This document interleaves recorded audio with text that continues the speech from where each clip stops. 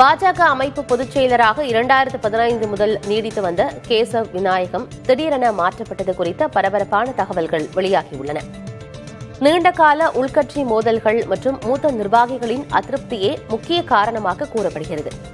மாநில தலைவர் நயினார் நாகேந்திரன் பொறுப்பேற்றதிலிருந்து இருவருக்கும் இடையே கருத்து மோதல்கள் நீடித்து வந்ததாக தகவல்கள் தெரிவிக்கின்றன.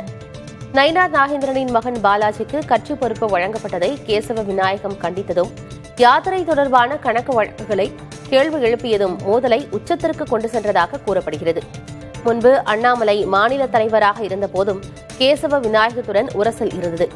இதன் தொடர்ச்சியாக கேசவ விநாயகத்தின் செயல்பாடுகள் குறித்து பாஜக மூத்த நிர்வாகிகள் பலரும் அதிருப்தி தெரிவித்ததாக தகவல்கள் வெளியாகியுள்ளன.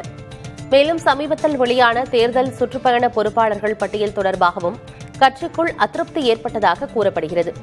பாஜக விதிமுறைகளின்படி RSS மூலம் நியமிக்கப்படும் அமைப்பு பொதுச் செயலர் பதவி கட்சியின் நிர்வாக மற்றும் கொள்கை முடிவுகளில் முக்கிய அதிகாரம் கொண்டதாகும்.